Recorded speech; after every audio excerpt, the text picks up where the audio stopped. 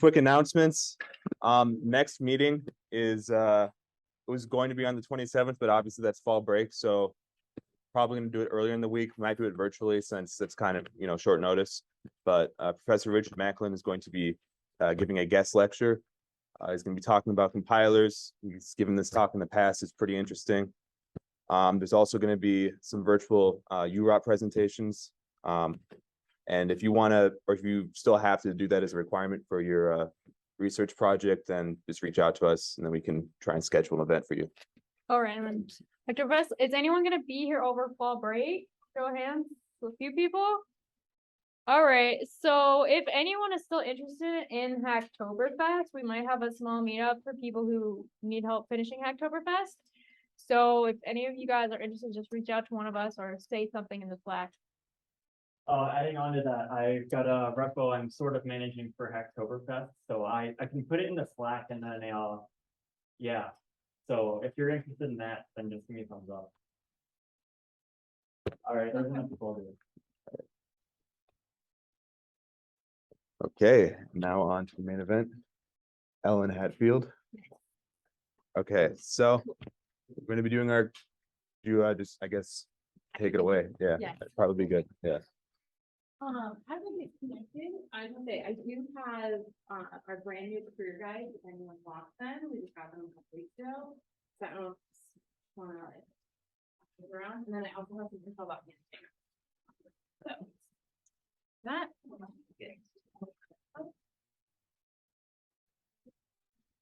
Yeah. should I bring some over to this side?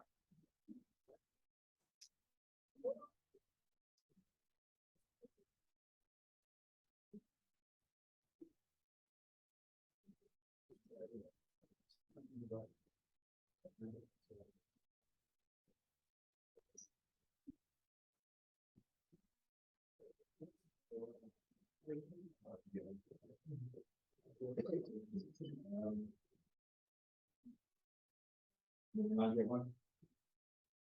will say if you prefer a digital copy, we do have it on our website. All right, I think we have one extra. Two extra ones.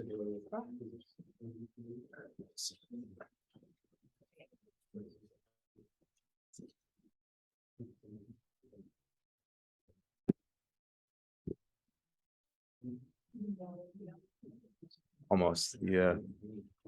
Send the presentation if you want to share it with the group too. That'd probably be a good idea. Let me, here's a video quick. There. Yeah, do you want to just send me that after and then I can, all right. Yeah.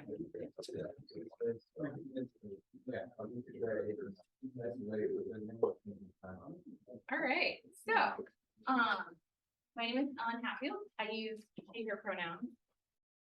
And I'm a career development and communication specialist in the Career Center. And so today we're going to talk about resume and then any other questions that you might have related to those topics. Also give you a little bit of intro about the Career Center. How many of you actually used our office so far? One. How many of you gone to a career fair? Okay, now you can use our office. All right, so and then yeah, like I said, any questions you have as we go through it, feel free to ask.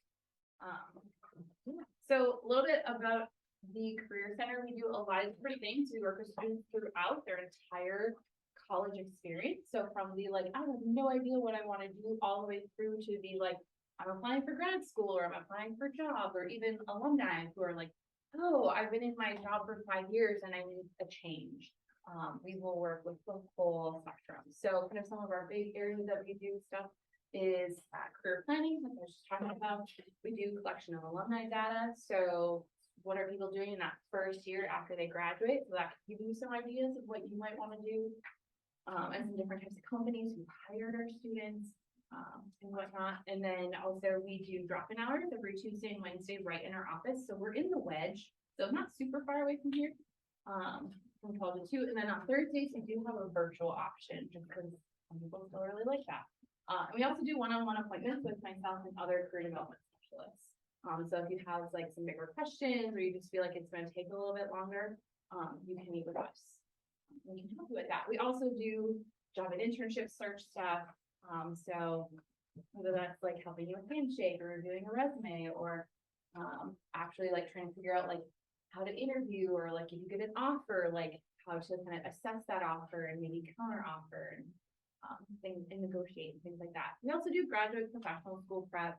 So if you're thinking that route, we help with like professional statements, diversity statements, and other interview prep. And ultimately, our other big thing is connecting with employers and basically kind of creating that pipeline between you as a student and then companies. And so that comes through for career fairs, to other career events, and on-campus interviews and things like that.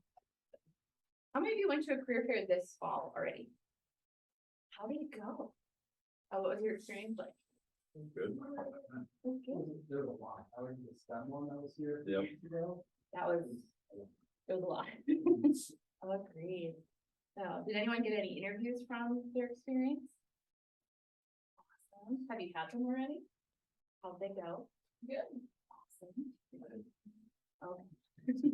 So, but that's kind of the exciting part is that career fairs are a really good opportunity that you can actually like just chat with employers, talk about different types of opportunities, and potentially that can lead to interviews, which can lead to opportunities, you know, actual positions, things like that. If you're a younger student and you're like, I'm not looking for anything right now, it's a way to just kind of learn more about what employers are looking for and what they would want.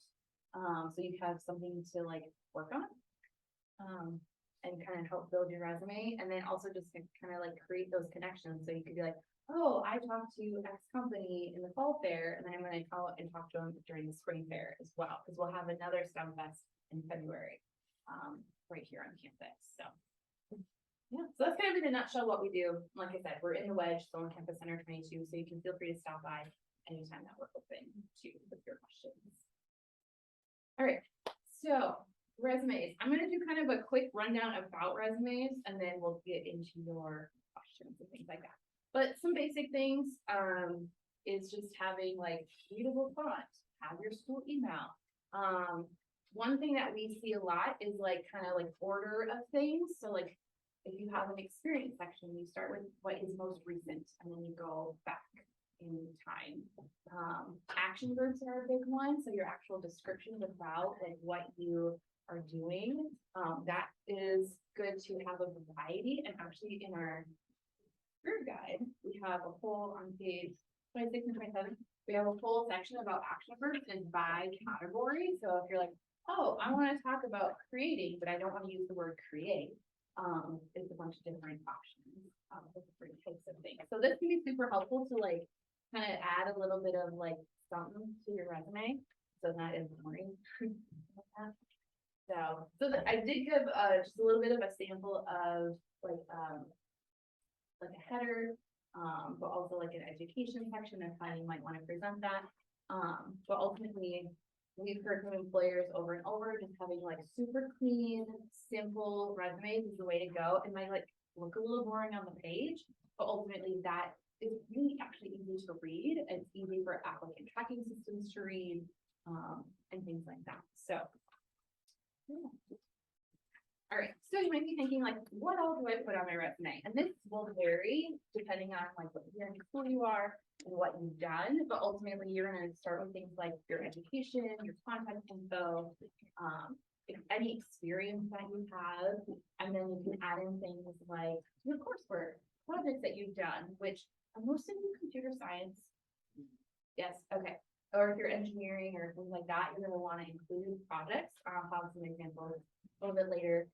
If you study abroad, if you're interning or you're co-oping, like some of those core experiences, technical skills, any honors that you have. So those are kind of your basic kind of buckets that you're going to put on your resume. All right.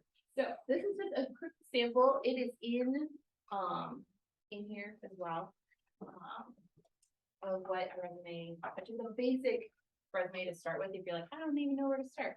I did put a couple of extra pieces on here that are not on our basic sample, especially about the projects. So I've worked or chatted with employers a lot, especially at our STEM fairs. They love to see projects. They love to see when you've done things even outside of what you do for class. Just to show like, hey, here are my skills. I built this app. I did this website. I worked with this client. I did this hackathon. Like all those different things. They like to see that. So I included kind of an example of like how you might want to set up a project. But ultimately, it's a way to describe different techniques that you're using, other technical skills, but also like, hey, I work with a team, or I'm basically applying these different concepts, and whatnot. And then I included one of my students that works for me is a computer science student as well. I just included an alternative version of how he presented one of his projects that he did in the class. Just as a like, here are the things that I did. It's a little bit more paragraph style because earlier on his resume there was a lot of bullet points, so he just wanted to change it up a little bit.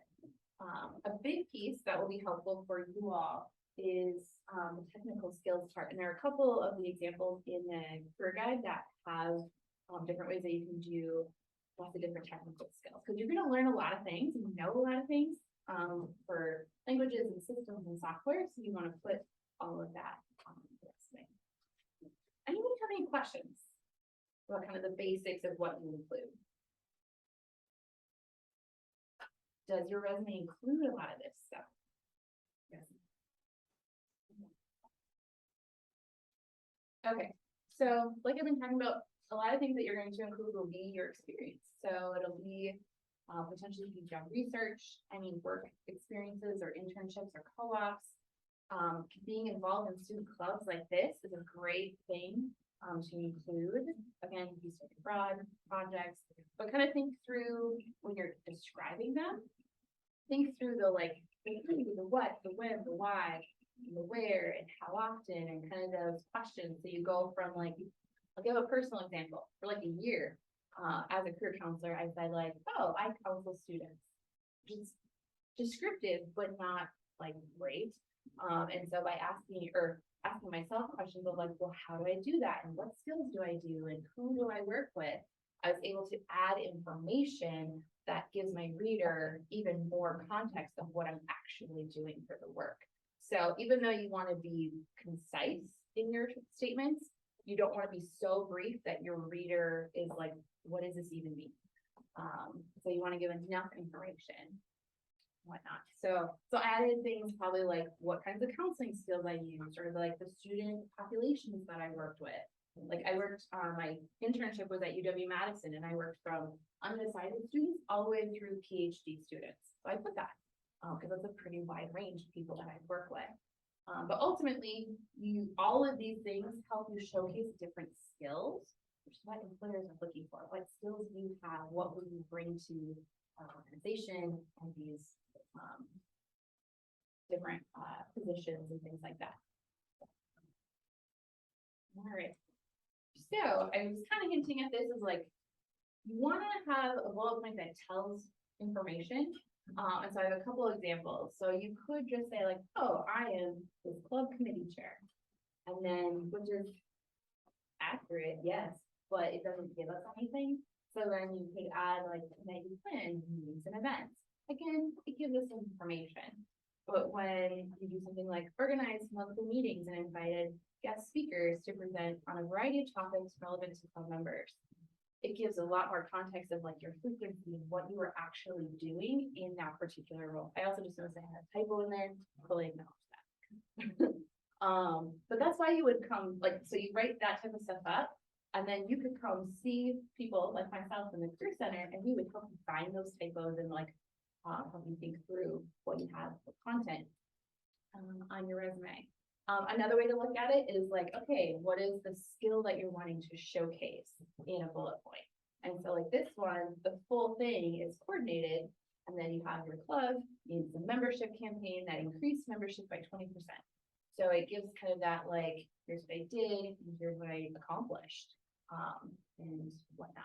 So this is kind of the way you want to think through when you're actually putting on your resume. It's like, what are those tasks and details and skills that I want to showcase? I will say on the bottom it says avoid like responsible for, or my duties include, or whatever. Just start with an action verb and actually tell us what you did. My other tip for action verbs is don't use the word worked, Cause yes, it's an action verb, it's just not good. It's just not a good one because it's not descriptive of what you're actually doing. So think through like, what am I actually trying to showcase in that bullet point? Cause a lot of times it might be like, oh, worked with a team. Well, you could be like, I collaborated with a team, or I facilitated my team to do X, or you can, there's a lot of other ways to describe what you're doing. Okay, how many of you are actually like actively looking for like internships and jobs? Okay, cool. So this might be a little bit more helpful for you, but a lot of times we get questions about like keywords and like, what do I highlight? So when you are actually looking for positions, my recommendation is pay really close attention to the actual announcement, the actual position description. They should have the like, here's what the company is, and here is what you're going to do, and here are the required and preferred qualifications. And then it's like, here's how you apply. What you're gonna wanna look at the required and preferred qualifications, along with a bunch of other things, but those are gonna give you hints as far as like what skills they're really looking for. So what I recommend to students a lot of the times is to look for like 3 to 5 positions that you would be interested in applying for, and what are those common skills for those jobs. And then if you have those skills, make sure that they're on your resume. So like if 5 of them say that they want someone who can communicate with other people and work in a team, and you have that, make sure it's there. So that's a big tip I have, but also like you can find things out. We recommend just like looking up the company on like LinkedIn or their website and just learning about who they are and like what are their values and their mission and stuff like that. Because that you can infuse into your documents as well. And then the responsibilities will also give you some keywords along with the qualification. And then the other tip I really like is if it's a company or if there are companies that you are really interested in, if you're on like social media and whatnot, it's follow them.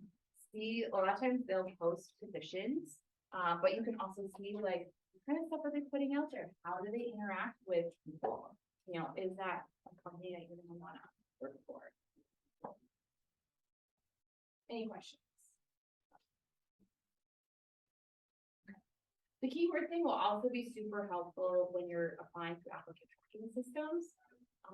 And sometimes people will have just like a skills list and then list like say 5 to 10 skills where it's just like communication, teamwork, leadership. Please do not do that. Actually take like communication and embed it into your actual like descriptions of your experiences, because then you can demonstrate it and actually show the reader of that what you are doing. All right, and so some other resume tips is we recommend that you regularly update your resume, tailor it for whatever position you're applying for.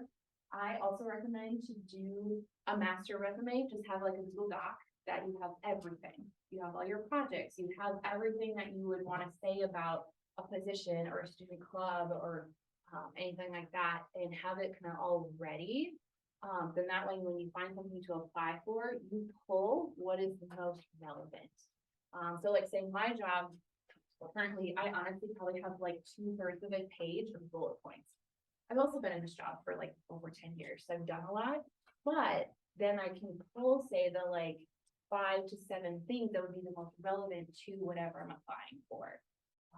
And that's the same thing, like you could pull like certain classes, you could pull projects, like you can pull those tailored things. And actually that helped when I was applying for stuff after grad school. I had worked retail before I had gone to grad school, and I happened to apply for a position that wanted sales experience, and I was like, I've already written this. I don't have to think back from 3 years ago of what I did. And I was able to pull it right off my master. Yes.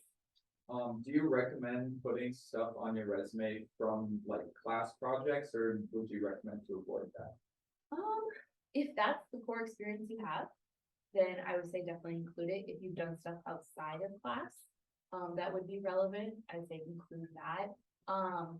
What I've heard from employers is that they're kind of like, yes, we love class stuff, and then, but it's also, and this was someone like recruiting for like software engineering and computer science folks. They were like, yeah, everyone does the same thing in class. please show me what else you've done. So it's a little bit of a toss up, but ultimately, if that's all that you have, let's say if you're going for an internship or co-op, then that's what you include. Excellent question. Yes. So in my resume, I have like my projects listed underneath my skills of like a bullet point, being like, oh, I know C++.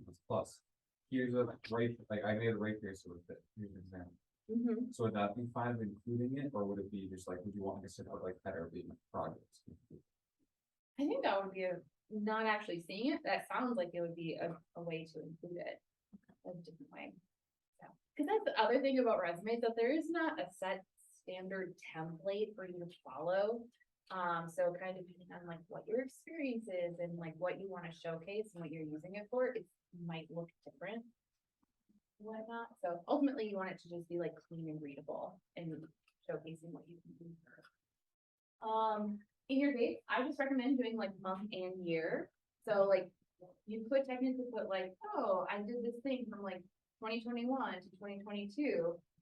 But January and December are very different months in your timeline. So that's where you can put like, oh, I started this club in May 2021 through, you know, September of 2022. That gives us a little bit more accurate time frame. Making it easy to read, have some white space, like having lines of space in between your sections, in between your different experiences, just makes it a lot more, just makes it easier to read. Whatnot. And then using keywords and then avoiding typos. Any other resume questions at the moment? Yes. I have a question, so I've heard from the career where, is it better to earlier in your career put your education first or put your actual experience first, or maybe it depends?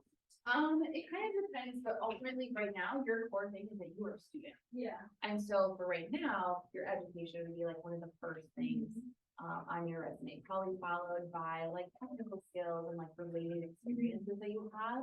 Once you get out into the workforce, then your education will probably go more towards the bottom unless you're going for like certain certifications or like you go to grad school or that. So that's something that just kind of morphs over time. It may also depend on the industry you're in. So like, even though like say I've been in my job for 11 years, education is still at the top of, or it's the second thing on my resume. I have kind of a profile to thing first, but I work in education. So it's still gonna be like a core requirement for the job that I would go for. But yes, excellent. Any other resume questions at the moment?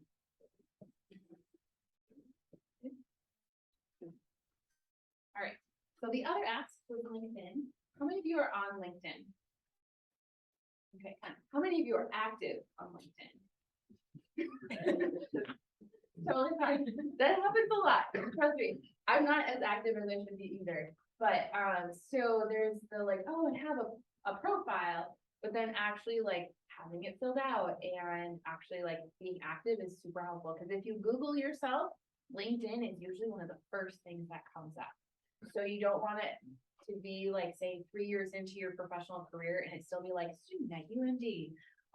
So that is definitely something you're wanna like, if you have it, update it.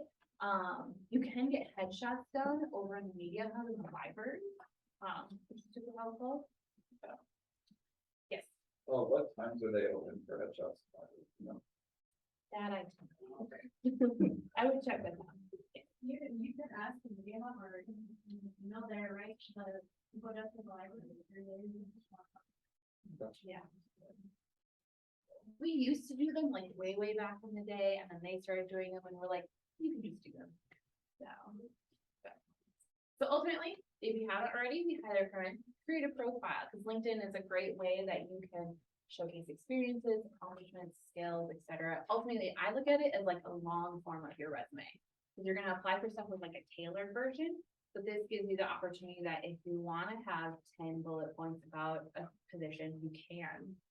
You can also link things, like, so if you have like a portfolio that you want to showcase, or like you have a website that you created, you can like talk about it and then actually link the website. So you can do a lot of different things with it. So it's really great for that.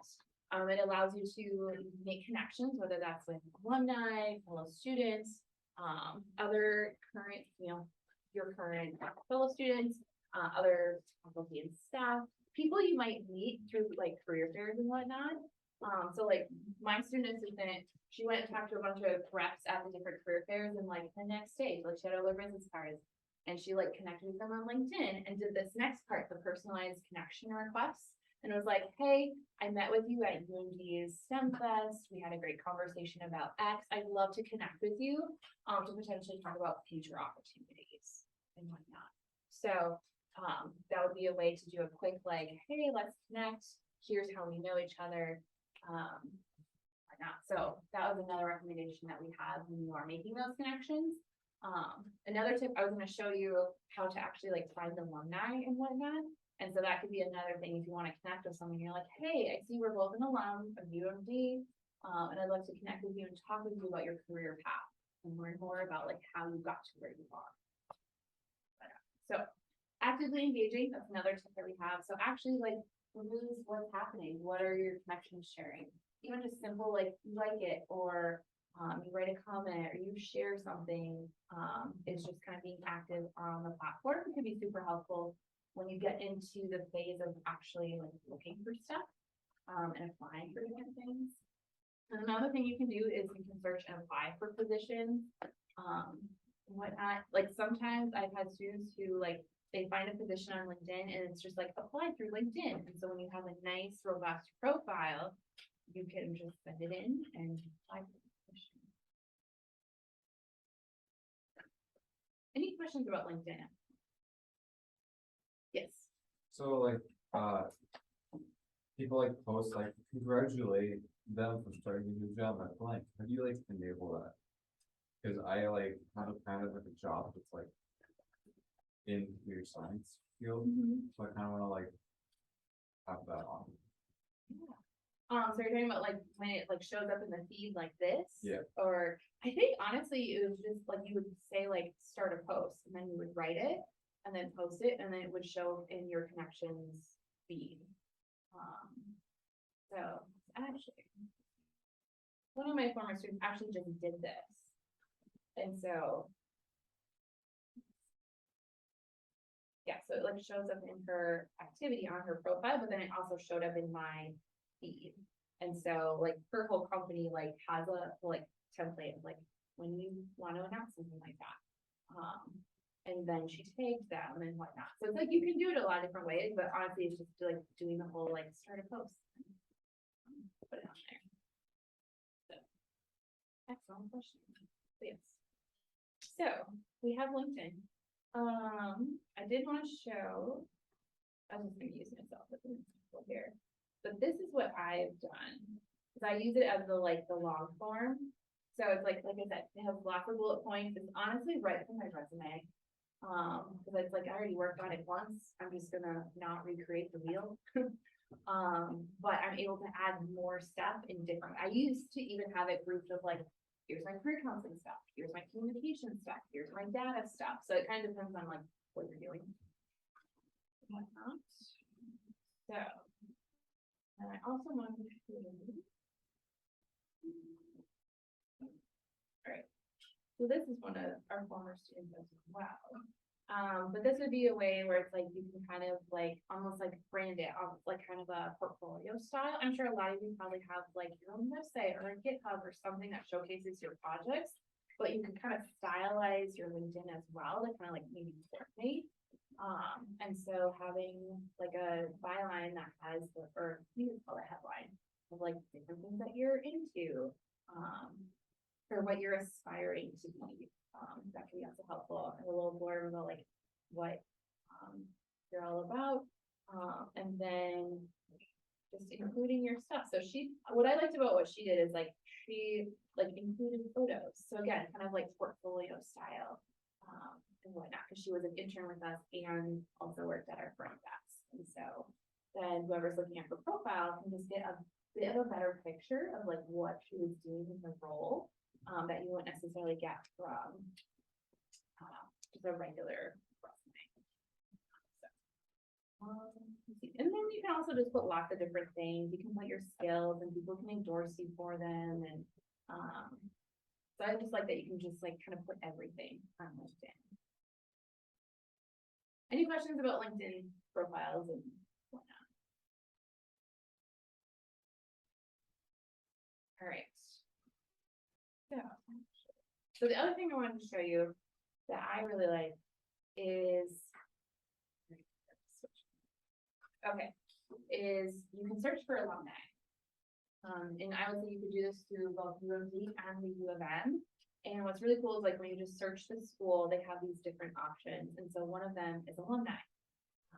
And I like this for both kind of like, you're like, oh, what can I do with computer science? Or whatever major you're in. Or if you're like, oh, I'm really interested in moving to this area that is not Minnesota, you know, how can I connect with people? And so, has anyone used this feature on LinkedIn? No? Okay. Oh, yes. Cool. What'd you do with it? Or how'd you use it?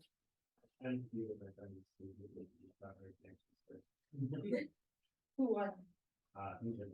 Oh, okay. Yeah. So, but you know, we keep connecting and whatnot. So what I like to do, so ultimate is I like to change my year. Because it's like anyone who's attended the university. And I like to filter out like most current students. Because you can use it in a couple different ways. One of the things that I like to do is just to do like some research. And the filters it will give you is like, where do they work? And then also where do they live? And then when you panel over, it's like, what do they actually do? What are they skilled at? But then they have, what did they study? And then how are you connected? So, you can even just filter, so if you're just like computer science.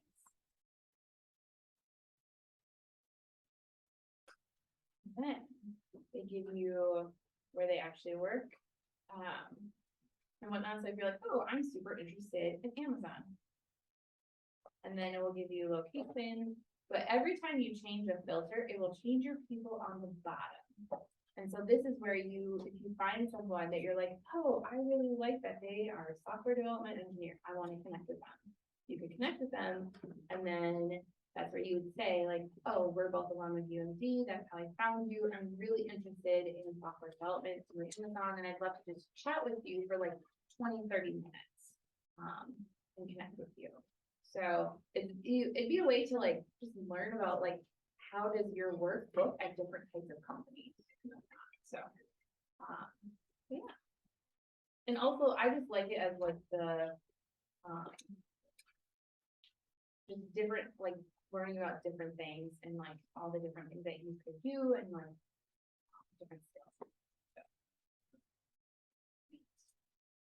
Any questions? That's pretty much what I had as far as presentation goes.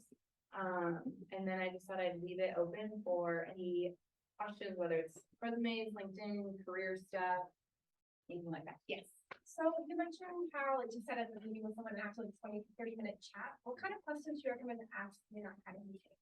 Oh, you can add, well, depending on kind of what your goal is, like what you want to find out, like if it's purely, like one of my students is doing this right now. She's just like, oh, I connect with all the people. She's also actively job searching for after graduation, but it's the like, I should give her question list, but it's actually like, maybe it's like you want to learn more about the industry and like what does the work look like in that particular industry.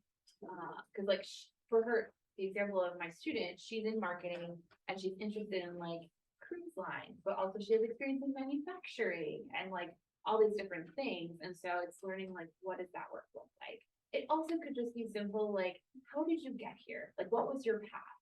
What do you like about your job? What do you not like about your job? What do you see as challenges within the field? What is your advice for me as someone who is currently a student going into this field? What kinds of experiences do you recommend that we have and whatnot? So a lot of it is like, what are you wanting to get out of the conversation? But those are some good kind of basic questions to start with.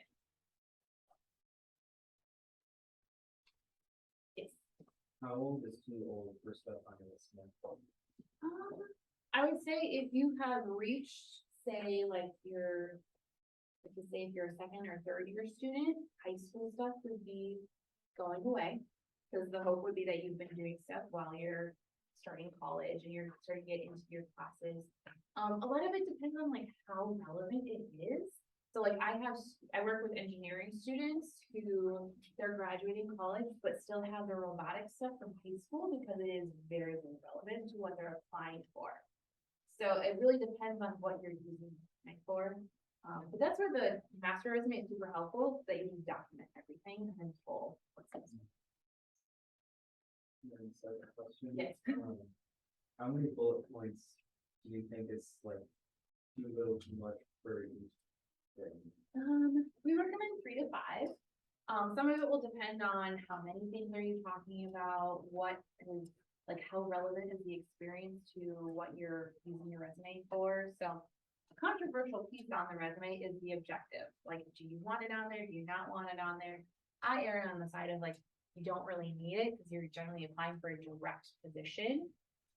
However, if you're at a career fair, you'll want to put like, oh, I'm interested in software engineering positions starting May 2023.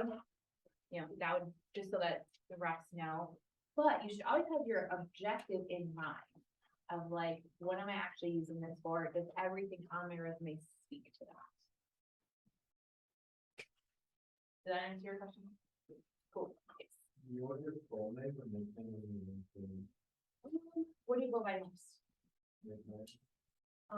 Because ultimately, you could, I would say go with what you prefer. What I've also seen students do is they'll do their full name and then in parentheses put their preferred nickname. Ultimately, whatever you decide to do, kind of do it across the board. Just so that people are kind of like, oh, you are this person on paper. But like on your resume and on LinkedIn and on your website, like you match all of them. Because, so my example is my co-intern from grad school, he, like his full name was Simon Jason, but he went by Jason. And some of his documents he had Jason, and some of them he had Simon, and some of them he had Simon Jason. And they were like, make it consistent. Make a choice and make it consistent. So, yep. Good question. Other questions? I have a question, so I don't know, I feel like I'm nervous about just connecting with random people on LinkedIn. Not for everyone. So that's where like you can use it more like a research tool if you're not like, I don't really want to connect with, like I personally generally connect only with people I actually know, or say if like say if you decided like, oh, I want to connect with you after this meeting and you're like, hey, you can my club meeting, like I'd be like, connect, yes, great. But if it's truly like you don't have like it's your choice if you want to connect with folks or not. Some people really like it, some people don't use it for that. I use it as like a research tool, and honestly, I have LinkedIn so I can work with students on it too. But it's really great for company research, for researching different types of roles, different types of companies that hire things that you're interested in. So you don't have to have it be where you are technical. Okay. So, well, here's another thing, what about volunteer experience? So I, like, would you just list it, or could you list like other like details about volunteer experience, or maybe like You can do either. It really depends on like the amount of volunteering that you're doing at a specific organization, and what you're doing. So like say if it's a choice between like, do I have space or not?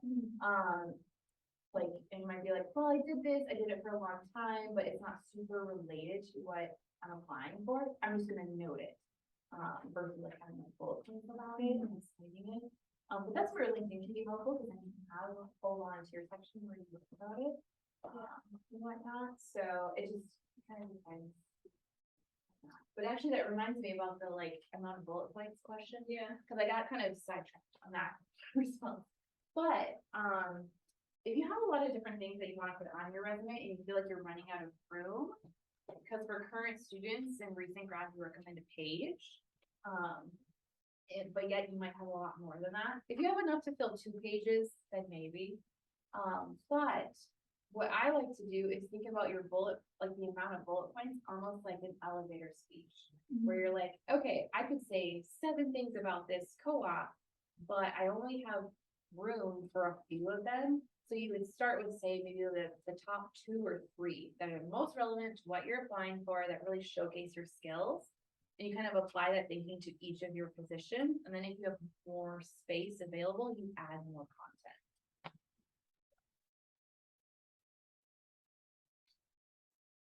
Any other questions? You're really good. Mhm.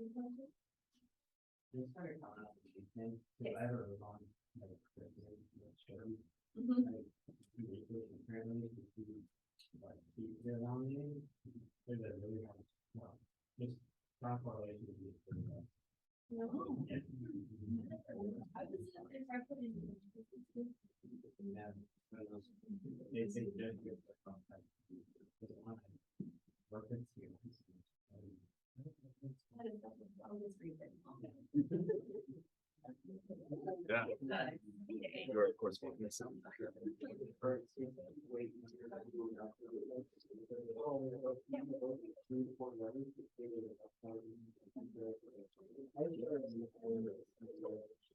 right. Any other questions before you get dive into your? I have begun. Oh, I think it's. Do you know how to use LinkedIn to find improvement? Because I was trying to look into it and it doesn't really make a lot of sense. Or if you recommend not using it, yeah, work on. I think you can. It's I really like starting to. I wouldn't be that much actually. But as far as that would be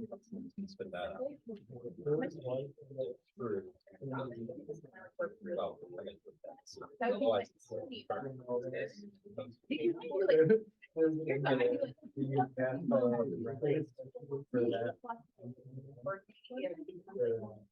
Valid. Or for the, Or even. Oh, no, I haven't. Not that. Does anyone want flyers about handshake? You want one? What? I mean, I'm not gonna do that. I would choose a number and you would store.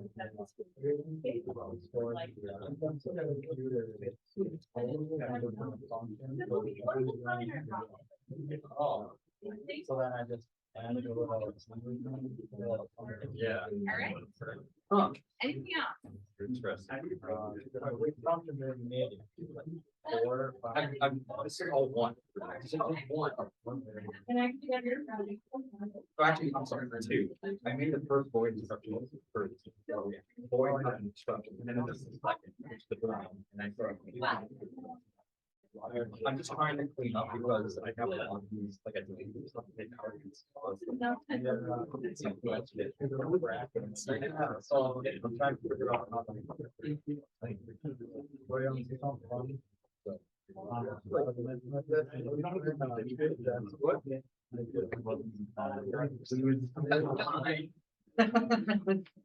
That's good. That's